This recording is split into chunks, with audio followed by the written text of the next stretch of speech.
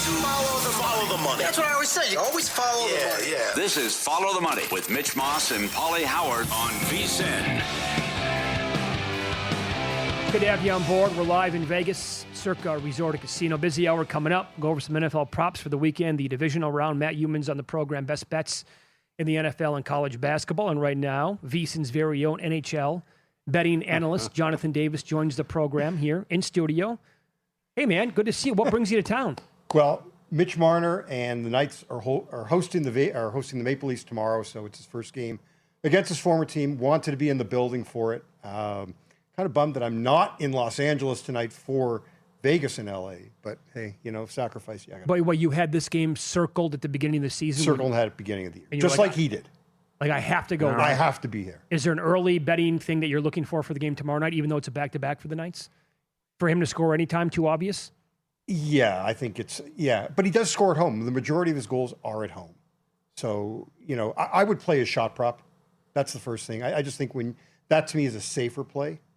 We'll see what that number's at, but I would look at his shots on goal prop. Tonight, how about you like Vegas in the over, and the Kings are on an 8-1 over run? Yeah, I love it. I mean, the LA Kings had played 8 straight overs prior to their game against Dallas a couple of nights ago, and the Stars didn't even try. They look like a team that had a game the next day, which they did last night against Anaheim. They had 3 shots in the first period, and they had a 1-0 lead, and they just kind of sat back. LA has been leaking goals, and Vegas is in really good form. Shea Theodore's back. Eichel's healthy. Stone's on a roll. I think 5.5 to me is more a reflection of the old LA Kings. It's Follow the Money here on VSiN, the Sports Betting Network. Mitch Moss, Pauly Howard. We are live in downtown Vegas from the Circa Resort and Casino. Jonathan Davis, our guest in studio here today, and his daily write-ups are available at vsin.com. So overall, your bets on the game tonight would be? For the Vegas game, we're going Vegas money line, about minus 115, minus 117, and over 5.5. I mean, I got it here at minus 105. 8 of the last 10 have gone over between these two teams.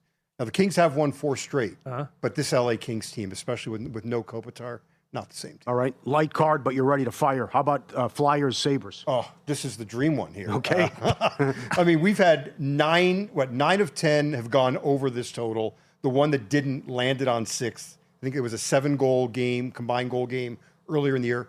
The Flyers, and I got to credit my friend Ian Cameron at Babano Bets, because he's the one that's been tracking this one. The Flyers, I think, are 9-0-1 to the over following a game where they've given up 1 goal. And that's what happened in their last game. Okay. Good angle. Yeah. Some weird stuff going on off the ice with Ottawa, some rumors, so you can check that out for yourself. We won't get into it. Ottawa taking on the Rangers. You like an angle here with Ottawa team total. Team total over 3. Jonathan Quick is leaking goals. I think, it's been at least 3 goals in each of his last 5 games. He wasn't meant to be the number 1 goalie. He has to be the number 1 goalie with Igor Shesterkin down. He's starting to look his age. So, look, you can get 3 at BetMGM. I took it there. It's just, you're at worst, you're pushing. Okay, sounds good. It's been a unique season, strange season, right? We got the freight train in Colorado. Yeah. How about what's going on with Detroit and Montreal? If you're buying Detroit and Montreal as contenders here. I'm buying them as playoff contenders. I'm not buying them as cup contenders. Okay. Your Montreal's goaltending, both their goaltending, I don't think is good enough to get you to the Stanley Cup final. And Detroit, for the most part, has had a negative goal differential for a good part of the year, very up and down. Montreal, super fun to watch. I just couldn't trust them. Okay, well, how about, is there a future bet to make, not based on winning a conference, but how about division? Because the Red Wings are a point back at Tampa. Tampa Bay has been red hot, and yeah, right. That could be an angle. It's a little I had John Cooper for Coach of the Year. I still think you can get a pretty decent number on Cooper for Coach of the Year. Do they have to have the best record? They don't have to have the best record. If they win the division with the fact that he has at times missed 4 of his top 6 defensemen, he's done his best coaching job ever. Okay. And here they are. They were back in November. They were last in the Atlantic Division. November 1st, last in the Atlantic. Here we are. They're first in the division. Wow. Okay. Well, then, so Red Wings 1 point back. The aforementioned Canadiens 2 points back. Yeah, I'm just not buying them. You can't, not even to win the division, 2 points back. I think Tampa's just too good. And I think Tampa's going to get even stronger at the deadline. This is a team that they will add, and they will add. They're just it's remarkable to me. Like, to me, John Cooper is arguably the best coach in sports. I put him in the same category as a Popovich. Anyone you want to take in the NFL, John Cooper's there. Okay. Where are you at with the Islanders? Playing well, they can score. They can score. I mean, look, I had them as a playoff team. I had their point total over. I was just looking back at my notes. I had them over 83.5 before the season. That's what they were at DraftKings. They're on pace for 98. Yeah, they're at 55 right now. Yeah. I mean, I like them as a playoff team. They've got arguably the best goalie in the league, at least this year. Ilya Sorokin will win the Vezina Trophy at this point in time for best goalie. I like them. He'll keep them in most games.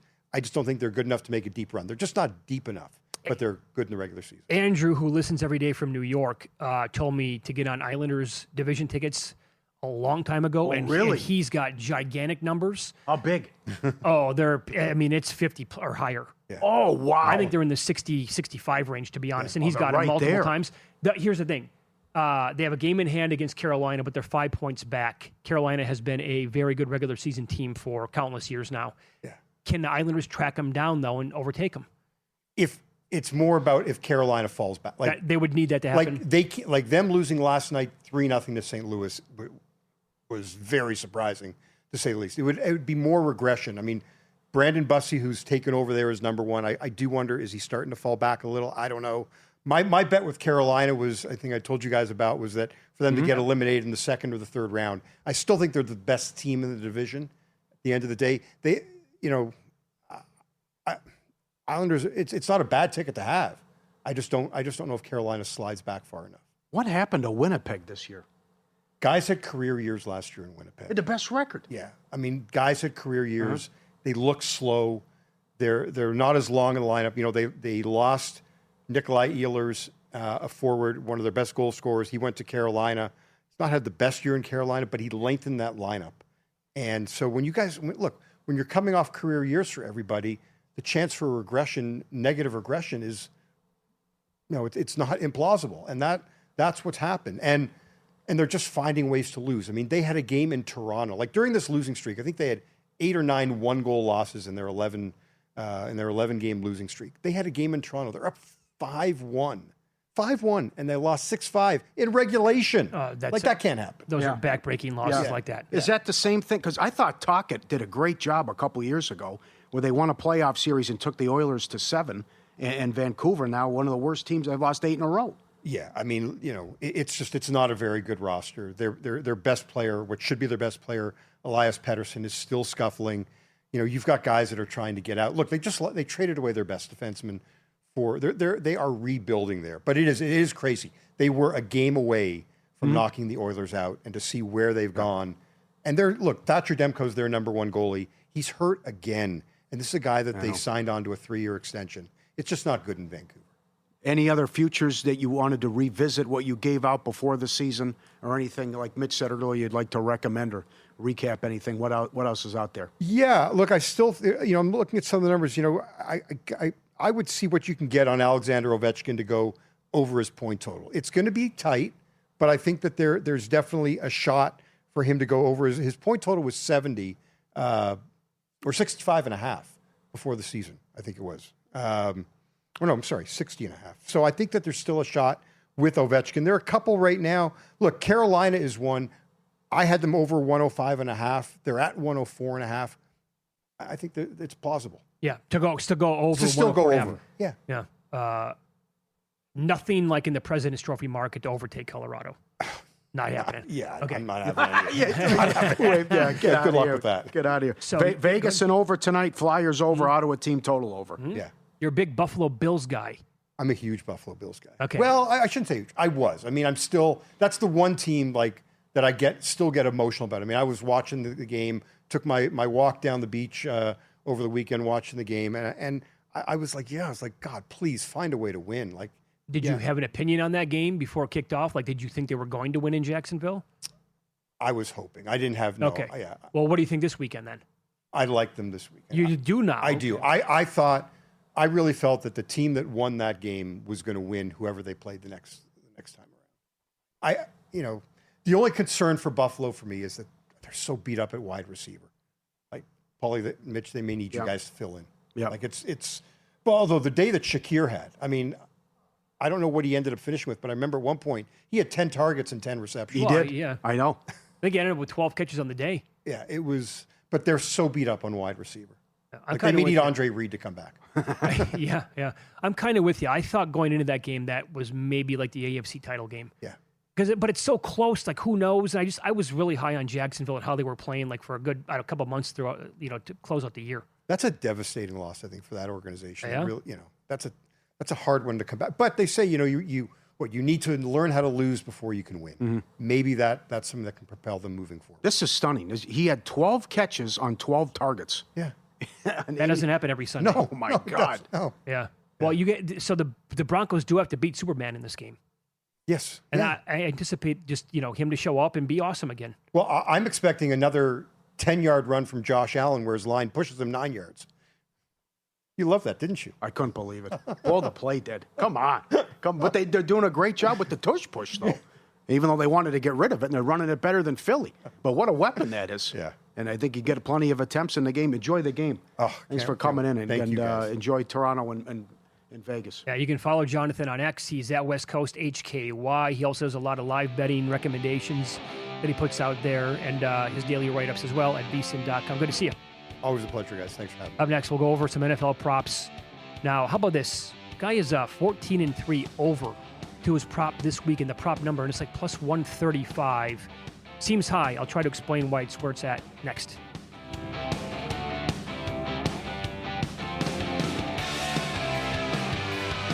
So you're listening to this podcast because you want an edge. But what if I told you you're only halfway there? You've got the mindset. Now it's time to get the toolkit to match. Here's the thing. Pro bettors spend thousands on data and tools, but what they don't want you to know is you can get the same edge for a fraction of the cost with vSIN Pro. With vSIN Pro, you get access to expert picks, public betting data, prop projections, powerful tools, analytics, and more. Tap the link in the description and see why thousands of bettors are already using vSIN Pro to cash more bets.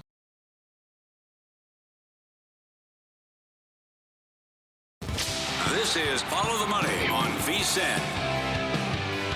Our thanks to Jonathan Davis, JD, coming in studio, taking time out of his trip here to Vegas to come on the show today. Matt Youmans coming on the program coming up in 15 minutes. His best bets for the divisional round and some college basketball tonight as well. Michigan is in action tonight. Now, here you go. Your typical Big Ten action, right? The Michigan Wolverines playing on a Wednesday night at Washington.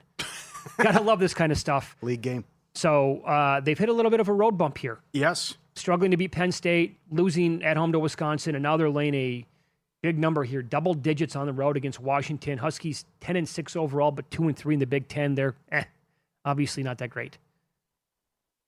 But do they get right tonight and win by 15 plus? They bring their A game. I think they will. I say yes. Yep. That's been the last couple games have been cause for concern. Obviously, still a 1 seed, and they got to get their act together. The other thing is, how about the top of the Big 12? We're talking about 5 teams in the top 15. Not to mention the records. You got Houston, and they make their run every year and went to the finals last year. They're 16-1. Arizona 16-0. BYU 15-1. Iowa State 16-1. And you got Texas Tech, top 15 team, and UCF just fell out of the rankings. They're 13-2. How about that at the top? It seems like it gets better every year at the top in that conference. And by the way, circle this date on your calendar. It's not this coming Monday. It's the next one. It's the 26th. Arizona plays at BYU, 9 o'clock Eastern. Fantastic. Oh, that's absolutely one of the games of the year. Yes.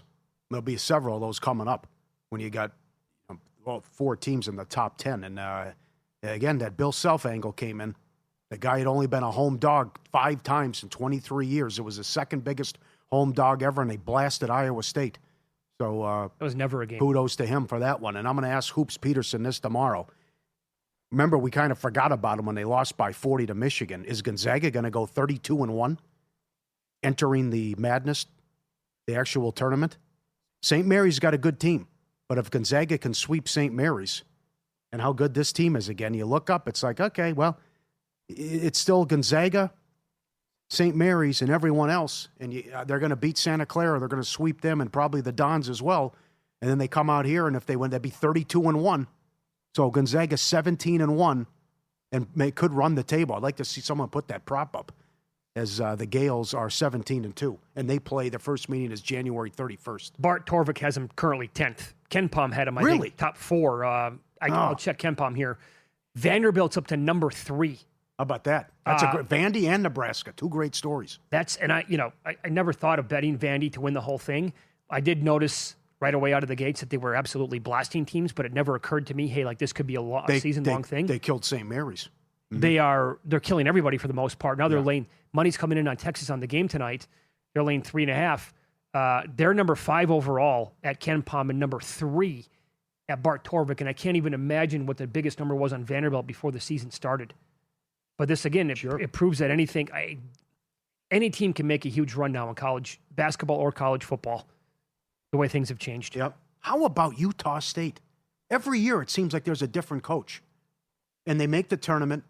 Coach moves on, gets a better job, and they're 14-1, leading the Mountain West. Sure, they just keep churning along. Not a problem. How many bets do you have so far for the divisional round for props? Now I'm waiting for more to leak out, but trying to find the bombs in light of what Shakir did last week, and you got Coleman, who's been suspended and not playing some of these games because you've been a pain in the ass. You got Coleman and Shakir and Cooks. So I would look at Shakir and Cooks over. And he's only in the mid-50s for his receiving yards against Denver. Mm-hmm. And you also have Cooks in the low 30s. But I think Ben Johnson had a good comment today. Unacceptable what happened in the rushing attack, he said. Got to do a better job with the run game. So I think Swift goes over his rushing yards, and it'll be a big focus with the weather against the Rams. I think Swift's going to have potentially a really big game overall, like rushing and receiving. Yeah, he's going to be maybe the biggest threat in the whole game for them. Right, and I really like the Patriots, and also what Sal Pal said about McDaniels getting May on the move. Rodgers couldn't move.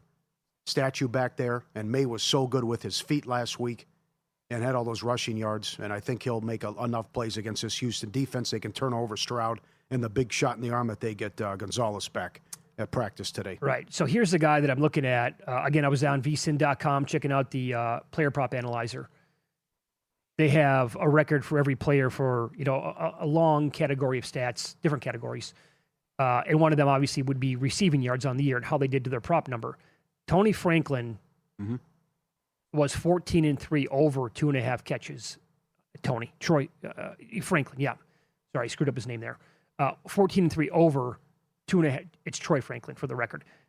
Over 2.5 catches. He's plus 134. Opta AI stats project him for 2.8 catches in this game. I went and did some digging on this. Like, why would it possibly be that high? It's because Pat Bryant on the Broncos has turned into a guy that kind of overtook Franklin when it comes to targets, routes run, and targets per route run. And that was from week 10 on. So full season to date, Franklin was behind Sutton as a guy that Knicks loved to throw the ball to as much as anybody on the team. But now that kind of went away a little bit. And so that kind of scares me. But he only needs 3 catches in this game, and he's done it 14 times this year. I get plus 135. Mm-hmm. Might be worth a bet. Sounds good. Yeah. And I don't know. I want to look at maybe Walker or Charbonnet to have the most rushing yards. I don't see what's going to change with the ground and pound with Seattle. But also the rushing attack has been phenomenal the last 3 games for him and how they've been going off on the ground. So that's, not the biggest price in the world. But for most rushing yards out of these 4 games, I would look at one of these Seattle backs if they could do some damage. And I think they both ate in the last meeting. But, $180 against Carolina, all the rushing yards against San Francisco, and they went off in the other home game. And that makes sense, too, to make it easier on Darnold. Well, how about get this? That rushing attack going. You can bet on both guys. Like at DraftKings, they have a combined rushing yards market. So Kenneth Walker and Zach Charbonnet to combine for 125 plus yards is plus 151. Don't we kind of like that? Do you think Marks does something against New England again? No, I don't. You think they shut him down? I don't think he's going to be much of a factor. And make Stroud beat you? Pretty much. All right. And then it's going to be, they'll limit Kirk. You don't have Collins. Then who catches the ball? Who's he throwing to? Schultz? Tight ends. I think Schultz is pretty good. Yeah. I think that, yeah. Get 50 yards out of Schultz. Well, will every receiver Higgins be deep? shut down? It could be Higgins. No. It could be Noel. Yeah. We think that Gonzalez is going to go now. Yes. Vrabel said that he was clear to go out there and practice today. A lot of shenanigans last week. Lane Johnson was supposed to play. That's true. Booty was not supposed to play. Right. And then Booty had some big catches in that game. I know that you loved what you saw. How could you not with Marks on Monday night? Well, it's been there for weeks, though. I They just won't give it to him enough. That's there. Don't we buy into the Patriots' rush defense when the guys were healthy from the beginning of the year? Then that's the question we asked, though, right? Why were they so bad weeks 10 through 18? They were getting blasted on the ground if they were so good the first 9 weeks. The comeback was, well, they had guys out, and then certainly, but I'm not going to, they were good, but I also think it was a bigger indictment of Roman. And what the bad offensive line, and then no creativity and no design runs, and that nonsense we saw from Los Angeles. Yeah. There's got to be a good angle here. I know you like the Patriots. I do as well. I haven't bet it yet. I want to see where the number's going to go. If it goes to 3.5, clearly not going to be a bet for me. But there's got to be an angle here for the Texans, like team total under. If we believe that the running game's not going to be there, because then it's going to come down to Stroud being the guy who's going to produce all the points in the game, in theory. I guess the defense could set up the offense, and then Fairbairn is going to be pretty much automatic. I was going to say that. That's how Ryan's coaches anyways. Right. Go conservative and kick those long field goals. A team total under on them, it's a clear quarterback edge here. May over Stroud.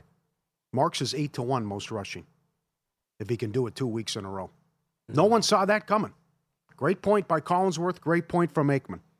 The Chargers shut down, the Patriots shut down the Chargers wide receivers, and no one could get open in the success the Texans had on the ground against the Steelers. How about, again, at DraftKings, will either Kenneth Walker or Zach Charbonnet have 75-plus yards? Either guy, plus 111. I like that. There's going to be, you can also find, books will offer how many rushing yards a team will have in the game. Yes. That's a good angle, I'm looking too. for it right now. I haven't seen it, but that's a good one. You'd be looking at the Seahawks, obviously, here. Because if they get that lead, then I don't think relying on Darnold here is going to be a major deal. If they hop on him early and just play great defense, let's burn the clock, get out of here, man. I don't want Williams props either, even with the cold weather, because on the second drive, he's bringing Corum in. He goes to him way too early. I know. VSiN host Matt Youmans on the program next. His best bets in college basketball and the divisional round in the NFL coming up next.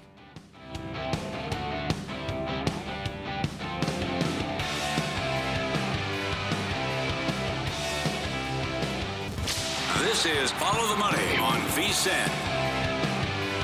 Best bets for tonight now in college basketball and the divisional round in the National Football League. VSiN host Matt Youmans joins the program now, and he is on the Progressive guest line. Matt, as always, thanks for the time here. We appreciate that.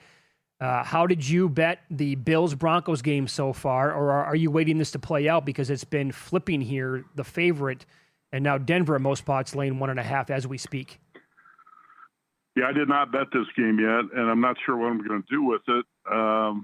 So I'll probably wait until Friday night, Saturday, if I decide I'm going to play this. And I'm leaning Broncos. Actually, did not believe the Bills should have opened as a favorite. I thought the Broncos should be the favorite in this game. And Josh Allen's got a depleted wide receiver core right now. That's going to be a challenge for him against that Denver defense. So even while I lean Broncos, I'm not convinced that's going to be the side. So that's actually the one game this weekend I definitely don't have a play on yet. What futures do you have on the Broncos? I think I have Broncos somewhere around 15-1. I did not bet the Broncos to win the Super Bowl until later. I bet the Broncos to win everything else, but not the Super Bowl. And I ended up making that bet somewhere around mid-season, so I don't have a great number on the Broncos. I got the Bills at 10-1, the Broncos at 15-1. Those were a couple of the latest bets I made on the Super Bowl futures. Okay, a horrible spot here for the Niners. I know Shanahan wanted the league to give them the Sunday game. not happening. Still a chance that Warner could return. What do you think of round 3, Seattle 7.5 at home? We were at the Westgate Sunday afternoon, and this number opened, and Tony Gordon was there, former Circa Million champ, Jason Jarvis, a bunch of guys, and we all thought this number was high. And I still think it's high here. Third time around for division rivals. First 2 times, 17-13, 13-3. And last week, that San Francisco offense actually rolled up 361 yards and 6.2 yards per play on the Philly defense. And Kyle Shanahan could cook something up here. It wouldn't surprise me if the Niners actually went to Seattle and won this game. I don't believe that the bye is as big and an advantage as a lot of people want to make it out to. I know that you got injured players, you want to rest and get healthy and all that, but if you watched NFL playoffs in the past, a lot of times the team that's got the bye comes out slow out of the gate and a little bit rusty, if you want to call it that. We've seen it in the college football playoffs as well. I actually think the Purdy-McCaffrey combination is going to be dangerous here. I bet this Niners plus 7.5 and under the total of 45.5. I just can't see this being a high-scoring game. I could see the Niners winning a 2017 type of game. I've said this, 100 times. I just don't trust Sam Darnold in these type of big games. Yeah, and I would say that I think Seattle is pretty similar to Philadelphia, and if San Francisco just went to Philly and won the game, they should probably be pretty live in this game as well. How about the Sunday action now that we have? And early on, we're going to get New England. This could go to 3.5. Who knows? Plenty of time to go before we get to that game. They're minus 120 at minus 3 here. And the total is 41 against C.J. Stroud, and I don't know what that was from him on Monday night in the Texans. C.J. Stroud was a mess. We talked about that on the pregame show, and then it didn't matter because the Pittsburgh offense was so bad that the Steelers imploded in the fourth quarter. And the game it was 7-6 early in the fourth quarter. I think some people tend to forget that because Stroud played so poorly, lost 2 fumbles, threw the pick. Nico Collins now out with a concussion. A lot of people are making the Texans to be the 85 Bears, which I don't think is the case. I think they took advantage of a Pittsburgh offense that was basically impotent. DK Metcalf dropping that pass is big. Aaron Rodgers didn't make any plays after the first quarter. I was not that impressed by the way the Texans played. And I know that a lot of people think the Patriots are phony. I get it. And I think there are a lot of flaws with all the teams left in the NFL playoffs right now. That was a fiasco in Foxborough for the Chargers, what happened. And I think the Patriots, who rolled up 381 yards and allowed 207, are going to have a much tougher time of it here with the Texans if Stroud can play error-free football. But I thought the number was cheap. Actually, talked about this with Super Dave and Jensen on Tuesday morning. The first bet I made here was Patriots minus 2.5, minus 115. Yeah. Good number. Very good. Get off to strong starts all year, 15-3 ATS in the first half. How about the late game? Can the Bears' magic continue here against a Rams team that definitely, you're right, great point. All these teams have flaws and issues, and the Rams, they have 2. Special teams and defense. Yeah. Yeah, the defense has definitely declined late in the season. Special teams very unreliable. And Sean McVay, as much as I like the guy, man, he makes some questionable game management decisions. Yes, he does. Too. Boy, for a guy who's that sharp, he still hasn't mastered game management. The one thing that concerns me, I was talking with Tony Gordon about this game earlier today, and he likes the Rams a lot, and he thinks the Rams might win big. I'm concerned about the weather. It's going to be, 10 to 15 degrees, windy on the lakefront. Mm-hmm. And if you look at Matthew Stafford's numbers in the past in cold weather, not positive. And that could be an issue for the Rams. You talk about a warm weather team going to the Chicago lakefront. It's going to be bitterly cold on Sunday. So that's why I'm not overconfident. Mitch, I'm in the same position as you. We talked about this. We both got 30-1 on the Rams. I'm not going to bet the Rams here. In fact, I might play something on the Bears just to hedge a little bit. I'm concerned about this because it's going to be so cold on Sunday. And I don't think the Rams offense is going to operate at the highest level. Sure. What are you going to do with this game? Oh, I played the Bears big already, plus 4.5. I just think Did you? I don't know. I hope Tony's wrong on that one. I think it's too high of a number. Yeah, I thought the number was high too. Yeah. I mean, to me, the weather could be a big factor in this game. Yeah. Yep. By the way, you covered the Bears for a long time. Do you remember? I mean, it's not like they're in the playoffs with a home game every year in January, but can you remember the coldest game that you were ever at there? Not really. Okay. You know what? Tim asked me that last night, and I couldn't really recall. I covered the Bears for 5 years in the late 90s, and they never made the playoffs. Oh, there we go. Okay. Never made the playoffs. I think the coldest game was up in Green Bay, and I'm sure they lost that because they lost to the Packers every year. Yep. So. All right. Follow the money here on VSiN, the Sports Betting Network. Our guest, Matt Youmans. Okay, so let's do a little college basketball tonight. We kind of laughed at some of these matchups that we have going on tonight in college basketball. Hey, Duke's playing at Cal. Michigan's playing at Washington. You have your what a great Penn State or Big Ten rivalry this is. UCLA on the road at Penn State. Gotta love it. Bruins laying 4.5. What do you make of the number? Well, I think the number's too high. And it was 3.5 overnight. I bet it overnight because I thought it was going to go down to 3 or 2.5, and it actually went up to 4.5. So I just bet a little bit more on it. Penn State's 0-5, and it's been playing poorly. If you just look at the win-loss ledger, 1-6 in the last 7. You got a 4-point loss to Michigan State, 8-point loss to Illinois, 2-point loss to Michigan last week, which is very impressive, and a competitive performance at Purdue over the weekend. So the Nittany Lions are fighting hard, and Mike Rhodes is a hell of a coach. So I expect Penn State, which is 0-5 in the Big Ten, to be hungry tonight here. And what does Mick Cronin do? Constantly complains about the travel schedule in the Big Ten. Yep. Just like Lincoln Riley does about the football schedule, right? And if you watch the Bruins on the road last week at Iowa, at Whiskey, they didn't play well, didn't play with a lot of energy. I think Penn State should have a great shot to pull the upset tonight. I'm a little bit surprised the betting market moved up, so I'll take the points with Penn State. You love betting the Big Ten. You love betting the Mountain West. San Diego State's playing at Wyoming. Aztecs laying about 1.5 here in this game. Who do you like? I like Wyoming. And the betting market did move down on this. I took 2.5 overnight. Now it's basically 1.5. It looks like I got to double check.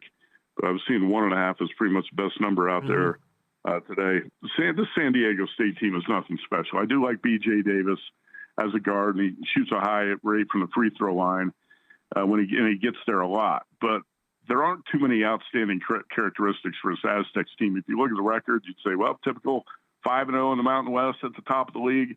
This is not a special team. And actually, I really like Sundance Wicks, the Wyoming coach. Leland Walker, senior guard, has been playing really well, 35% from 3. He had 28 points in that 32-point win against UNLV last Tuesday. And this is always a tricky travel spot in the Mountain West. You saw the Rebels go up there last week and get trounced, and I think the Aztecs are going to get beat tonight. Wyoming, as a short dog here in the betting market, the sharper money is on that side too. Okay, Matt, about a minute left here. I know that you love betting golf this time of year. It's back. I know it's not the one at Kapalua on Maui, but here you go, the Sony Open, Honolulu. Do you have a couple of best bets for the event that begins tomorrow? Yeah, I love the Maui tournament. Missed it last week, but it's great to have the Sony Open. I went to this tournament a year ago, and it's not about bigger hitters. It's about short iron play and play around the greens. And Nico Echevarria lost to Nick Taylor in a playoff, and I heard Indy Jeff talking up Nick Taylor. I don't disagree. I'm also playing Nico Echevarria here at 45-1. And I played J.J. Spahn, top 10 at plus 220, and Hideki, who won here at the Wailea Country Club in 2022, played Hideki top 10 at plus 220. And how about Matt Grill of DraftKings gave us a long shot last night, and I played this at Circa. Cam Davis. Yeah. And Cam Davis has played well here in the past. He's a 275-1 if you want a true long shot. Damn, okay. Yeah, that qualifies for sure. All right, Matt, best of luck tonight. Enjoy the games and also the golf this weekend and the football. We'll talk to you again soon. You bet. Thanks. Thank you. Matt Youmans. Write-ups all the time, by the way. His best bets at vsin.com. Up next, our best bets, in-pocket plays coming up on Follow the Money. It's VSiN, the Sports Betting Network.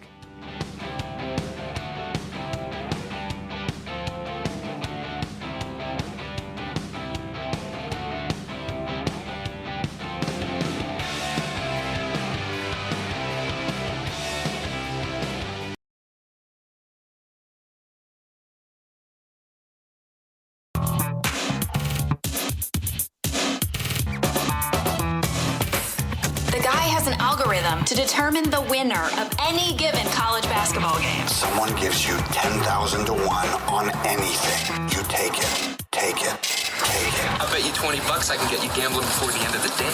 No way. I'll give you 3-1 odds. Nope. 5-1. Nope. 10-1. You're on. All right. Good stuff dropping now. Getting ready for the divisional round. Non-quarterback to throw a touchdown. 10-1. That cash with Jennings. Quarterback to throw 5 touchdowns. Fat man touchdown. They're all coming up now, and look for the weekly leaders as well. All right, Patriots first half and game against the Texans. Got the good news here on Gonzalez as he was back at practice. McCaffrey over receiving, 51.5. I think it'll be a big part. He's got to be a big part of the game plan against Seattle. Cooks over. I got Cooks, Coleman, Shakir. Samuel back, but we'll see what he does. And even if he throws to him. But by process of elimination here, I would think Cooks can at least get 40 yards and have a long one against Denver coming up Saturday afternoon. Broncos to get the win and beat the Bills. Greenlaw back. Number 2 run defense in the league. They've talked all week about how they got to contain Cook, who ran wild on him in the meeting last year in the playoffs. Expect a good performance out of the Denver defense and a good rushing attack for the Broncos as well. That's the pending to the new with more props. A couple things here. Title game Monday. To me, you've got to chew clock, keep Mendoza off the field, and run Fletcher. And Fletcher needs 25 carries, over rushing yards, 68.5 for the Hurricanes. Ben Johnson comments today, very disappointed in the run game lately, and especially against the Packers. And with the weather, you're talking 20-mile-per-hour winds, snow, 10 degrees, feed Swift, over 56.5. And I think a lot of guys can eat for the Bears. And Odunze seems too low as well against what's been a real bad Rams defense of late. So with Odunze and Loveland, I like both guys over, but I think Odunze's too low, and he could have a good game and catch some deep ones against the Rams coming up the late game Sunday.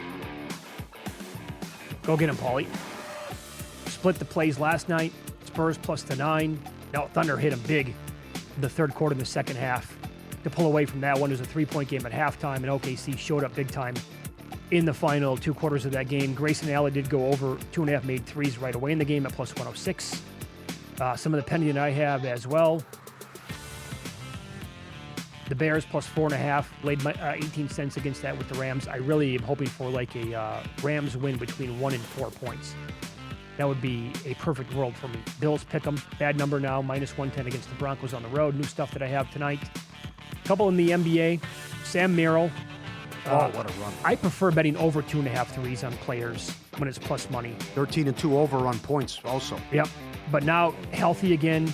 We get a high total tonight between the Cavs and the Sixers. I'm taking 2 guys in the same game. Merrill over 2.5. Over 3.5 at plus 146 in 5 January games. 5 of 7, 6 of 10, 5 of 11, 5 of 6, 3 of 8 from downtown. And Tyrese Maxey in the same game. The guy is phenomenal. So 4+ made threes in 6 of his last 8 games. And you're going to give me plus 124 over 3.5 tonight. Had to take it. I like Harry Hall this week. Who doesn't? Yeah, tinkering around a little bit. Is he very popular? No. Okay. You don't get a Harry Hall reference every day. Top 10, I went plus 325. Tinkering around a little bit last night. Playing around with some AI stuff. Looking at some stats. Spit out, hey, Harry Hall would be a good bet this week. And so I'm playing top 10 plus 325 for a quarter unit. And here's the breakdown, by the way. Last 3 games. You know, the biggest question mark for the Seahawks up until week 16 against the Rams was the running game, right? Like they can't run the football. Last 3 games. Yeah, hit me. Yep. Okay. Walker had 100 against the Rams. Charbonnet had 32 in that game. Week 17, Charbonnet, $110. Walker had 50 plus. Week 18 finale, Walker had 97, Charbonnet 74. Yep. You can bet Walker and Charbonnet plus, 125 plus yards combined in the game at plus 151. Boy, that's good. Where's that? That's at DraftKings. It's good. And he is 10-1, and Charbonnet's 15-1 weekly leader. Mm-hmm. Beat him. There you go. That's a good angle. Denver contains Cook. Too many carries for Corum. McVay pass happy. New England contains Woody Marks. And Swift doesn't go crazy. There you go. Couple good candidates there. You know they're going to get plenty of touches. Getting ready for Big Game 60 with a big deal to match. Save $60 off the VSiN Pro annual subscription when you sign up using promo code FTM. Every best bet, every host, every guest, the real-time DK and Circa betting splits, AI-powered prop tools, matchup analysis, the betting guides and expert picks for the Super Bowl and the upcoming madness. VSiN.com/subscribe. Code FTM. Save $60 off the VSiN Pro annual subscription today. So we get in today with the show. Dante Moore returning to Oregon. Mendoza now minus 8,000 to be the number 1 overall pick. And also Raider fans know they have leverage. And maybe the Jets could, any team really, but it's maybe the Jets with all those picks could lose their minds and play a little Monty Hall, let's make a deal here. And the other thing, what's the holdup in Green Bay? Adam Schefter of ESPN Milwaukee said LaFleur's status is up in the air still. He wants the extension. Green Bay doesn't know what to do. Also, Mike Florio and others reporting, Green Bay thinks the phone might ring and the team could try to trade for LaFleur. And I'm a little torn on this one.